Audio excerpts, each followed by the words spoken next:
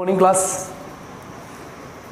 एसजीवी की online classes में आपका स्वागत है। मैं Vishnu Sharma, faculty of mathematics. आज हम सामान्य परिचर्चा करेंगे मैथमेटिक्स के बारे में। पहली क्लास होगी आज हमारी। तो सबसे पहली बात तो ये है कि इस बार 12th का सिलेबस चेंज हो चुका है और 12th में जो सिलेबस आया इस बार एनसीईआरटी का आया है। ठीक है, तो एनसीईआरटी का सिलेबस आया है, 12th की बुक चेंज हुई है, कोर्स चेंज हुआ है। एनसीईआरटी के सिलेबस के अकॉर्डिंग हमें स्टडी करनी है। आपके पास दो बुक होंगी, एक तो पार्ट फर्स्ट होगा, एक पार्ट सेकंड होगा इस बुक का। ठीक है, जो फर्स्ट पार्ट होगा वो 31 नंबर का होगा, सेकंड पार्ट होगा वो 49 नंबर का होगा। दोनों को ऐड करके आपका जो टोटल पेपर होता है वो 80 मार्क्स का होता है। ठीक है, 80 मार्क्स का आपका पेपर होगा। ठीक है, अब 80 नंबर का आपका पेपर हुआ। सामान्य स्थितियां रही, सब कुछ अच्छा रहा, ठीक ठाक रहा, तो ये आपका पेपर पैटर्न है। ठीक है, बाकी जैसे लास्ट पेपर तो हो नहीं पाया, लास्ट ईयर एक्चुअली कुछ टॉपिक्स कम किए और टॉपिक कम करने के बाद नए प्रारूप में सिलेबस को डाला गया और उसके हिसाब से एग्ज़ाम कंडक्ट होने थे, लेकिन स्थिति सामान्य हुई नहीं, एग्ज़ाम कंडक्ट हो नहीं पाया। तो ये आपका सबसे पहले पेपर पैटर्न रहेगा 12th क्लास का। ठीक है, दो पार्ट होंगे, first part and second part. ठीक है, और 80 मार्क्स का आपका क्या होगा, पेपर होगा। अब पेपर पैटर्न के बाद हम बात करते हैं कि 12th मैथमेटिक्स में आपको पढ़ना क्या क्या है, क्या क्या टॉपिक्स पढ़ने हैं, इन संदर्भ में हम चर्चा करते हैं। तो सबसे पहले जो 12th मैथमेटिक्स है इसको 3 पार्ट्स में बांटा गया है। जो सबसे पहला पार्ट है वो हमारा बीजगणित अलजेब्रा। ठीक है, सेकंड जो भाग है हमारा मैथमेटिक्स का वो दूसरी कलन गणित कैलकुलस,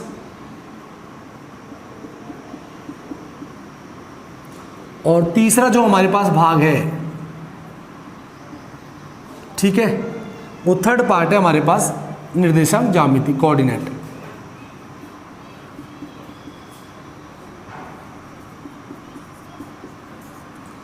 तो पूरी मैथमेटिक्स को 3 पार्ट्स में डिवाइड किया गया है।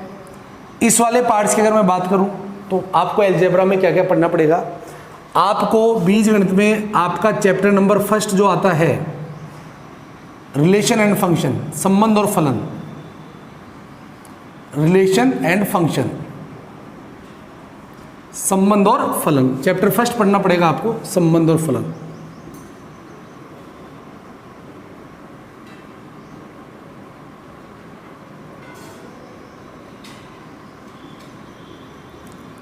चैप्टर सेकंड पढ़ना पड़ेगा आपको आईटीएफ, प्रतिलोम त्रिकोणमितीय फलन है, प्रतिलोम वृत्तीय फलन, ITF, इनवर्स ट्रिग्नोमेट्रिक फंक्शन।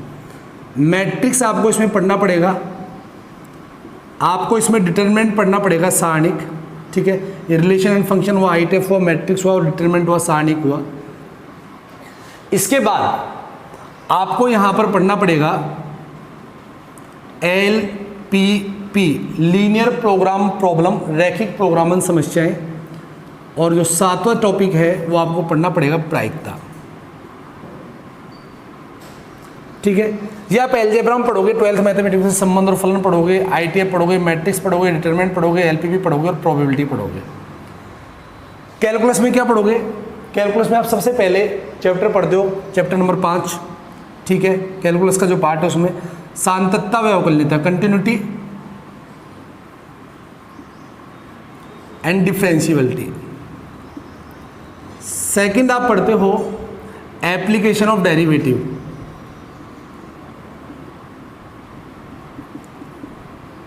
यानी अवकलन के अनुप्रयोग। ठीक है, थर्ड आप पढ़ते हो एप्लीकेशन ऑफ डेरिवेटिव के बाद इंटीग्रेशन, ठीक है, समाकलन, और फोर्थ पढ़ते हो आप एप्लीकेशन ऑफ इंटीग्रेशन, समाकलन के अनुप्रयोग, और फिफ्थ जो पढ़ते हो आप पढ़ते हो डिफरेंशियल इक्वेशन। ठीक है, अवकल समीकरण। कोऑर्डिनेट में आप क्या पढ़ते हो? कोऑर्डिनेट में आपको पढ़ना पड़ेगा वेक्टर एंड प्लेन, ठीक है। तो टोटल चैप्टर देखिए आपके 1 2 3 4 5 6 7 8 9 10 11 12 13, यानी इस बार बुक में 13 चैप्टर हैं आपके। 13 चैप्टर को हम इस टाइप में डिवाइड करेंगे। एल्जेब्रिक वाला पार्ट क्या होगा, कैलकुलस वाला पार्ट क्या होगा, कोऑर्डिनेट वाला पार्ट क्या होगा।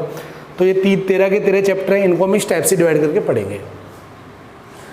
तो सबसे पहली बात ये हमारी एक सामान्य सी परिचर्चा हुई सिलेबस के बारे में कि 12th मैथमेटिक्स में किस टाइप से कौन सा टॉपिक कहाँ पढ़ना है। देखिए एल्जेब्रिक वाला पोर्शन है, इसको नॉर्मली अच्छा पोर्शन माना जाता है। ये वाला पार्ट आपके लिए अननोन होता है। आप 11th में पढ़ के आते हो, इसके बारे में कुछ थोड़ा बहुत पढ़ के आते हो। जैसे लिमिट आपने एक टॉपिक पढ़ा होगा 11th में, सीमा, लिमिट एंड डेरिवेटिव। तो लिमिट एंड डेरिवेटिव जो 11th का लिमिट और डेरिवेटिव है वो इसका बेस है, यानी वहाँ से स्टार्ट होता है। यानी कि कहने का मतलब मैं आपको पहली बात तो ये बात बता दूँ कि आपने देखो बहुत सारे बच्चे डर रहे होंगे कि सर हमने 11th में पढ़ा ही नहीं, हमने 11th में इस चीज़ को नहीं पढ़ा, हमको 12th में दिक्कत आएगी नहीं आएगी। देखो बिल्कुल भी दिक्कत नहीं आएगी। आपने कुछ पढ़ा है या नहीं पढ़ा डजेंट मैटर, कोई बात नहीं, ठीक है। जब जागो तभी सवेरा। आज आप आज से ही मेहनत करें तो भी कोई दिक्कत नहीं होगी। तो पहले तो मैं बता दूं कि 11वीं क्लास की क्या पृष्ठभूमि है। हम सिर्फ आज पृष्ठभूमि तैयार कर रहे हैं, हम इसका सिर्फ एक कंसेप्ट बता रहे हैं कि 12th में क्या पढ़ना है, कैसे पढ़ना है। सिलेबस की पृष्ठभूमि तैयार कर रहे हैं आज हम। आज की जो हमारी क्लास है वो इस पर डिपेंड है।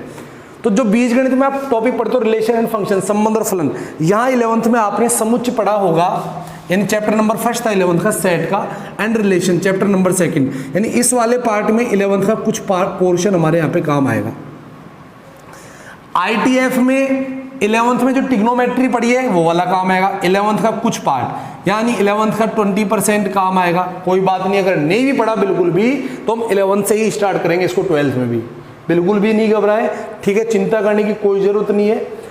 आप लोग बढ़िया तरीके से पढ़ें, best team, best faculty, best school में आप पढ़ रहे हो तो आप अपनी तरफ से बिल्कुल हार्डवर्क करें, टीचर अपनी तरफ से बिल्कुल बहुत अच्छा हार्डवर्क करेंगे, ठीक है। तो ये ITF 11th में थोड़ा सा पढ़ोगे। ये मैट्रिक्स डिटरमिनेंट, देखो ये LPP वाला जो पोर्शन है ये 11th में हटा दिया गया। लास्ट जो 11th का सिलेबस आया था उसमें LPP को राजस्थान बोर्ड ने हटाया क्योंकि स्कूल टाइम पे नहीं खुल पाए, तो ये वाला पार्ट हटाया गया था। और 12th में भी इसको हटाया गया था लास्ट ईयर। तो यहाँ पर एक आप टॉपिक पढ़ते हो 11th में, लीनियर इनइक्वालिटी, रैखिक असमीकाएं, ठीक है। देखो वैसे तो लीनियर इक्वालिटी पढ़ना बहुत जरूरी है, रैखिक असमीकाएं पढ़ना बहुत जरूरी है। क्यों पढ़ना बहुत जरूरी है? क्योंकि हम संबंध और फलन पढ़ेंगे तो उसमें लीनियर इनइक्वालिटी काम आएगी। हम प्रांत निकालेंगे, परिसर निकालेंगे। तो अगर इस सिलेबस में से हट भी गया या हट भी जाए भविष्य में तो भी हमें पढ़ना है, क्योंकि इंपॉर्टेंट टॉपिक है लीनियर इनइक्वालिटी। तो ये LPP लीनियर इनइक्वालिटी से मैच करता है। और प्रोबेबिलिटी आपने 11th में थोड़ा सा पढ़ा होगा, नहीं भी पढ़ा तो कोई दिक्कत नहीं है। यानी एलजेब्रा के काफ़ी सारे पोर्शन हैं जो 11th से रिलेटेड है, कोरिलेटेड है, थोड़े थोड़े, यानी बहुत ज़्यादा नहीं, कम मात्रा में कोरिलेटेड है। यानी कि पढ़ा है तो भी चलेगा, नहीं पढ़ा है तो भी चलेगा, यानी ऐसे घबराने की कोई ज़रूरत नहीं है, ठीक है। कैलकुलस की बात करें, आपने 11th में पढ़ा या नहीं पढ़ा डजेंट मैटर, एक टॉपिक आता है, ठीक है, कोई दिक्कत नहीं। ये आपके लिए बिल्कुल नया होगा एक तरीके से, ये माने, क्योंकि 11th में लिमिट एंड डेरिवेटिव था, मेरे को लगता नहीं है वहाँ तक आप पहुँचे होंगे, ठीक है। तो ये बिल्कुल नया टॉपिक होगा, कोई दिक्कत नहीं है सर हमने पढ़ा या नहीं पढ़ा। और ध्यान रखें ये वाला पार्ट बहुत ज़्यादा मार्क्स का होता है, ये सारे पार्ट नहीं होते इतने नंबर का, ये वाला पार्ट होता है, बहुत इंपॉर्टेंट पार्ट होता है। BSc फर्स्ट ईयर में जाओगे, सेकंड ईयर में जाओगे, थर्ड ईयर में जाओगे तो यहाँ पे एक पेपर पढ़ने को आपको मिलेगा।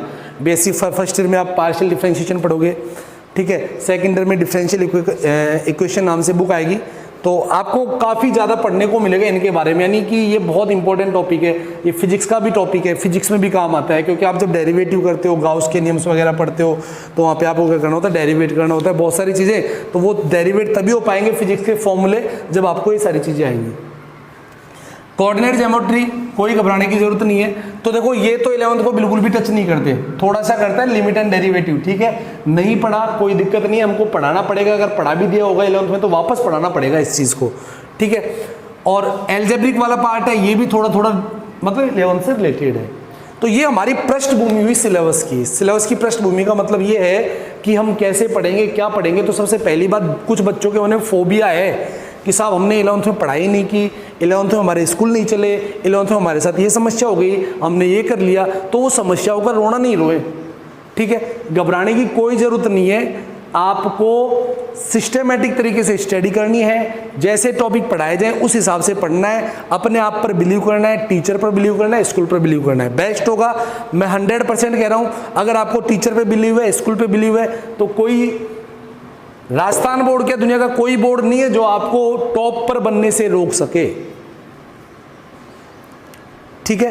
पिछले 10 साल से पढ़ा रहे हैं, अच्छे रिजल्ट्स दिए, अच्छा सब कुछ किया है, तो आप इन चीज़ों को लेकर बिल्कुल भी नहीं घबराएं, आपको कोई दिक्कत नहीं आएगी, ये मैं गारंटी दे रहा हूं। आप लोग रेगुलर क्लासेज लें। आज हम फर्स्ट वीडियो अपलोड कर रहे हैं, फर्स्ट वीडियो से लेकर जितने भी हमारे वीडियो आए आप रेगुलर देखें, फिर अगर कोई दिक्कत हो, डाउट हो, तो आपको कॉन्टैक्ट नंबर प्रोवाइड किया जाएंगे, कोई दिक्कत होगी नहीं, ठीक है। पहली बात तो हम कोशिश करेंगे कि आपको कोई समस्या ही नहीं आने दे, ठीक है। फिर भी ऑनलाइन का मुद्दा है, ऑनलाइन का मैटर है, कभी टेक्निकल प्रॉब्लम्स हो सकती हैं, कुछ थोड़ी बहुत समस्या हो सकती है, थोड़े बहुत इश्यूज हो सकते हैं, तो उन इश्यूज को भी हम धीरे धीरे टाइमली दूर कर लेंगे, ठीक है।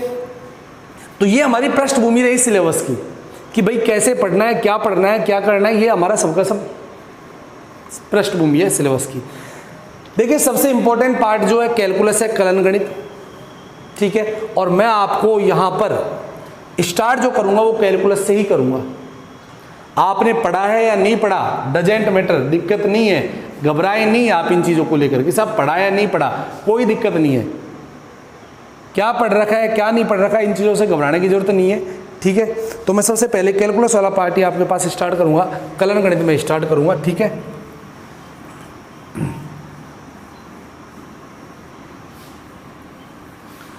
तो सबसे पहला जो हम टॉपिक स्टार्ट कर रहे हैं वो चैप्टर नंबर 5 करेंगे, चैप्टर नंबर 5 स्टार्ट करेंगे कैलकुलस का, ठीक है। और चैप्टर नंबर 5 का नाम है कंटिन्यूटी एंड डिफरेंशियबिलिटी,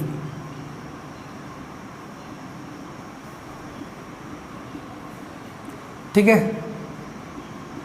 देखो सततता भी मिलता है हिंदी में, सांततता भी मिलता है, तो सततता कह दो, सांततता कह दो, कोई दिक्कत नहीं है। एंड अवकलनीयता,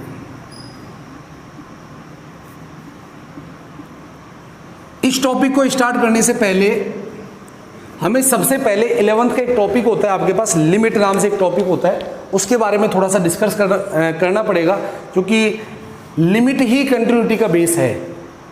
बिना लिमिट के आप इस चीज़ को नहीं सीख पाओगे, ठीक है ना। तो सबसे पहले मैं आपको 12th पढ़ाने से पहले 11th की कुछ क्लास लूँगा यहाँ पे, ठीक है, लिमिट के बारे में, और फिर मैं इस टॉपिक को स्टार्ट करूँगा। तो हम बिल्कुल बेसिक लेवल से, 0 लेवल से स्टार्ट कर रहे हैं, और स्टार्ट इसलिए कर रहे हैं क्योंकि हमारे हिसाब से हमने सोचा है कि भाई पता नहीं आपने पढ़ा है या नहीं पढ़ा। मैं तो ये मानता हूँ कि आप लोग 0 हो, पढ़ चुके हो तो भी 0, क्यों? क्योंकि बहुत दिन हो गए पढ़ाई की हुए, सारी चीज़ें दिमाग से स्लिप हो जाती है, टाइम नहीं दे पाते, ठीक है। साल 2 साल बाद तो बच्चा घर वालों को भूल जाता है, कौन मम्मी है कौन पापा है, तो पढ़ाई की चीज़ है, पढ़ाई करते तो वैसे भी जोर आता है ना आजकल।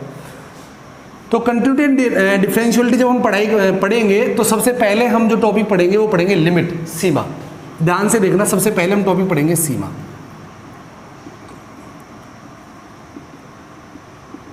लिमिट्स। सबसे पहले हम इस सीमा की पृष्ठभूमि तैयार करेंगे इस टॉपिक की, कि ये टॉपिक क्यों पढ़ाया जा रहा है सिलेबस में, क्यों इसको जोड़ा गया है, क्या रीजन है इस लिमिट को पढ़ने का, ठीक है। तो लिमिट की बात करते हैं। देखो सीमा की अगर हम बात करते हैं तो सीमा क्यों पढ़ाते हैं? देखो मैथमेटिक्स में 2 चीजें होती हैं, या तो कोई चीज परिभाषित होगी, डिफाइंड होगी, या फिर कोई होगा तो अपरिभाषित होगा।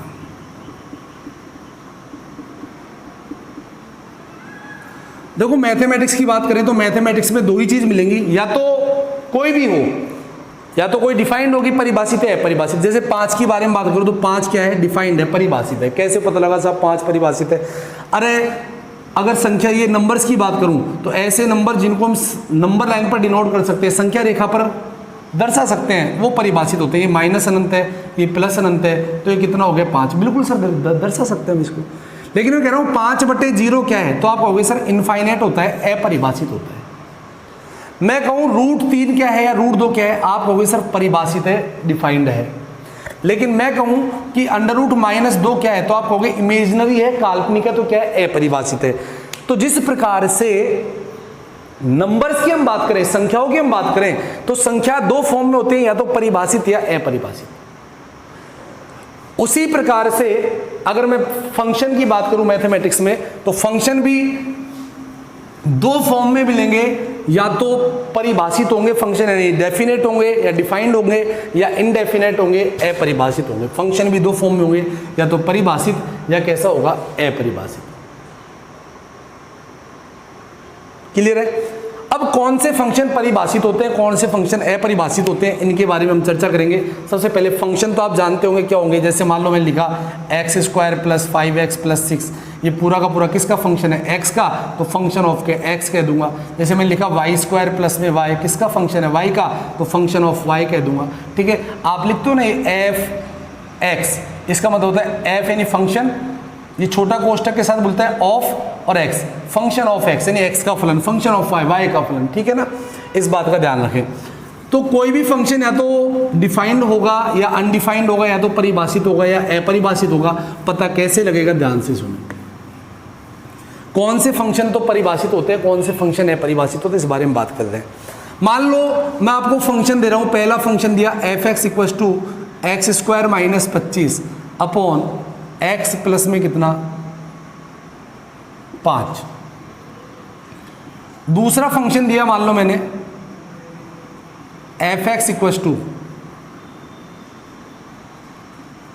x² + 9 अपॉन x प्लस में कितना दे दिया, 3। और तीसरा फंक्शन दिया f(x) = 3x + 1, ऐसे मान लो मैंने फंक्शन दिया। मैंने कहा कि इस फंक्शन की x = 2 पर वैल्यू बताओ, तो आप क्या करोगे, x की जगह 2 एलिमिनेट करोगे, x के स्थान पर 2 रखोगे, तो f(2) की जो वैल्यू आई वही 3 × 2 प्लस में कितना आया, 1, यानी f(2) की जो वैल्यू आई वो कितनी है, 7।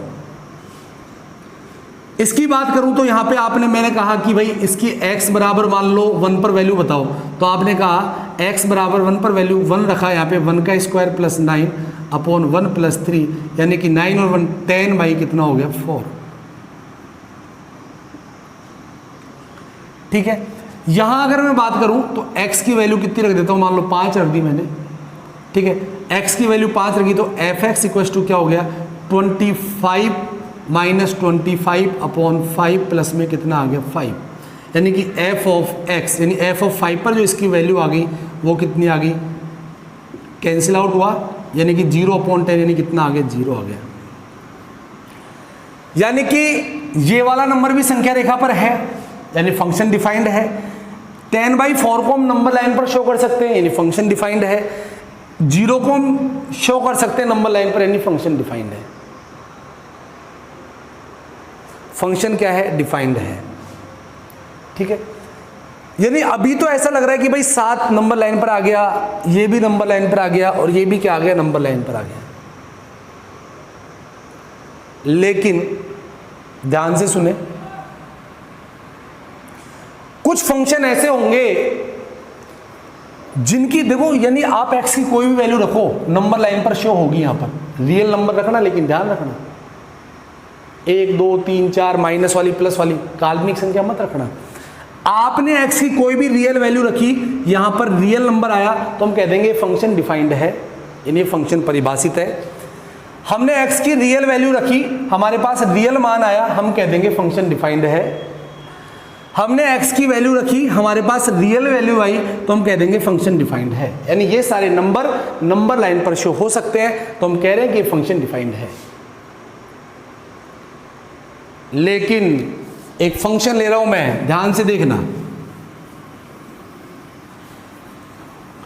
फंक्शन क्या ले रहा हूं, f(x) = x² - 9 upon x - 3। Real number लिया x = 3, इस पर इसकी वैल्यू निकाली, f(3) पर इसकी वैल्यू क्या आई, 3 का स्क्वायर -9 अपॉन 3 - 3, f(3) पर इसकी वैल्यू आई, 9 में से 9 गया तो 0 अपॉन में कितना आया, 0। ठीक है भाई, किसी बंदे ने ऐसे सॉल्व किया इस क्वेश्चन को, लेकिन मैं तो भाई मैथमेटिक्स का आदमी हूँ, थोड़ा दिमाग लगाऊंगा, फालतू में क्यों मजदूरी करूंगा। मैं थोड़ा दिमाग लगा के इस क्वेश्चन को ऐसे कर दूंगा, F X equal to X square minus 9 upon X minus 3, F X equal to X plus 3 and X minus 3 upon X minus 3। भाई इसके फैक्टर किए, कैसे किए, ये एक्स स्क्वायर माइनस 9 है ना, तो 9 क्या होता है, 3 का स्क्वायर होता है, यानी एक्स स्क्वायर माइनस 3 का square, x plus 3 x minus 3, ये कैंसिल आउट हुए, एफ एक्स की वैल्यू कितनी आ गई, एक्स प्लस 3, और x इक्वल टू 3 पर हमें इसकी वैल्यू फाइंड आउट करनी है, तो 3 पर इसकी वैल्यू क्या आ गई, 3 प्लस 3 यानी कितने आ गए बताओ, 6। ठीक है, हमारे पास इसकी जो वैल्यू आई x इक्वल टू 3 पर वो कितनी है, 6 आई। यानी फंक्शन हमारे पास एक ही है, ये भी फंक्शन वही है और ये भी वही फंक्शन है, लेकिन इस फंक्शन की x बराबर 3 पर एक तो वैल्यू आ रही है ये 0/0 और एक आ रही है 6। अब क्या हुआ, इन दोनों फंक्शनों में भाई द्वंद्व हुआ, ये कह रहा है कि मैं सही और ये कह रहा है कि मैं सही। क्यों, अब तक हमने जितने भी क्वेश्चन किए सर, आपने अभी इससे पहले 3 एग्जांपल बताए, तीनों एग्जांपल में आपने x की वैल्यू पुट की, तो तीनों एग्जांपल बताए, वैसे आपने चौथा एग्जांपल किया, यहां भी x की वैल्यू पुट कर ली। और सर आपने यहां पे कुछ नहीं किया, पहले थोड़ा सा सॉल्व किया फिर x की वैल्यू पुट करी। अब ये कह रहा है मैं सही और ये कह रहा है मैं सही, एक फंक्शन एक वैल्यू 2 आंसर, एक फंक्शन एक वैल्यू लेकिन आंसर कितने आ रहे हैं, 2। और जो सही आंसर का निर्धारण हुआ वो ये वाला हुआ। क्यों हुआ, ये वाला सही निर्धारण क्यों हुआ, क्योंकि सर आप ही तो कह रहे थे 5/0 क्या होता है, अपरिभाषित। जब बटे में 0 आता है तो अनडिफाइंड होता है, अपरिभाषित होता है। तो इसलिए सर हमने परिभाषित मान रखा, यानी 3 परिभाषित है, परिभाषित मतलब जो संख्या रेखा पर बिल्कुल दर्शा सकते हैं, लेकिन परिभाषित मान रखने पर वैल्यू कैसी आई, अपरिभाषित। यहां हमने फाइंड वैल्यू रखी है, हम 3 को बता सकते हैं संख्या रेखा पर, और 3 को बता दे तो हमारे पास फाइंड जो वैल्यू आई वो भी फिक्स आई। तो कौन सी वैल्यू को सही माना, इसको सही माना। और इसको सही किसने माना, यानी ये गलत है ये सही है, क्योंकि ये तो जिद गया ना भाई। अगर मेरी गलती क्या है, आप अभी कुछ क्वेश्चन कर रहे थे, एफ एक्स इक्वल टू आपने क्वेश्चन किया x square minus 25 upon x plus 5, तो सर आपने क्या किया, 5 की वैल्यू रखी, 25 माइनस 25 अपॉन 5 और 5 कितना 10, 0 आया। इससे पहले भी आपने सर 2 एग्जाम्पल किए, वहां भी ऐसे किया। तो मैं गलत क्या कर रहा हूं, जिस हिसाब से आपने पिछले 3 एग्जाम्पल किए उन्हीं तीनों पैटर्न को फॉलो करते हुए मैंने ये चौथा वाला एग्जाम्पल भी किया। हमने इससे कहा कि भाई तू अपरिभाषित है। क्यों अपरिभाषित है, हम फिक्स वैल्यू रख रहे हैं, फाइनाइट वैल्यू रख रहे हैं, आ कैसी रही है, इनफाइनाइट। हमने ये कहा ये परिभाषित है क्योंकि फिक्स वैल्यू रखा, 3 रखा, कितना आया 6। एक निश्चित मान रखकर अनिश्चित मान प्राप्त नहीं होता, ध्यान रखना। गणितीय संक्रिया क्या कहती है, निश्चित रखोगे तो निश्चित पाओगे, ठीक है, फिक्स वैल्यू रखोगे तो फिक्स पाओगे। लेकिन ये कौन सी वैल्यू है, अनिर्धारित या अपरिभाषित मान है, ये परिभाषित मान है। और इसका जो निर्धारण किया गया, दोनों में भाई झगड़ा हो रहा था, ये कह रहा था मैं सही, ये कह रहा था मैं सही। अब झगड़ा होता है तो डिसीजन करने वाला कोई ना कोई होता है, तो जो डिसीजन किया सही का वो किसने किया, लिमिट ने किया। अरे किसने किया, लिमिट ने, क्योंकि इसने तो कह दिया भाई देख लेंगे तेरे को आराम से बाद में, अभी तो तू कोई बात नहीं बेटा, कोर्ट ने तो कह दिया कि ये सही है, लेकिन बाहर निकल। फिर उसने कहा साहब आपने डिसीजन तो कर दिया लेकिन ये तो मेरे को धमकी दे रहा है, तो क्या होगा, कोर्ट इसके साथ बॉडीगार्ड भेजेगा, सुरक्षा के लिए भेजेगा ना। तो कोर्ट ने इसके साथ क्या भेज दी, लिमिट भेज दी, क्या भेज दी, लिमिट भेज दी, और क्या भेज दी, लिमिट। तो इसलिए हम क्या करते हैं, लिमिट लगाते हैं। यानी अनिर्धारित मान का निर्धारित मान में रूपांतरण किसके द्वारा करते हैं, सीमा द्वारा। तो लिमिट है क्या, लिमिट अनिर्धारित मान को निर्धारित मान में या अपरिभाषित मान को परिभाषित मान में क्या कर रही है, कन्वर्ट कर रही है। यही क्या है, लिमिट है, यही क्या है, लिमिट। ठीक है, धन्यवाद। ये आज हमारी पहली डेमो क्लासेज है, ठीक है। यदि आपको क्लास पसंद आए तो लाइक करें, शेयर करें, सब्सक्राइब करें। धन्यवाद।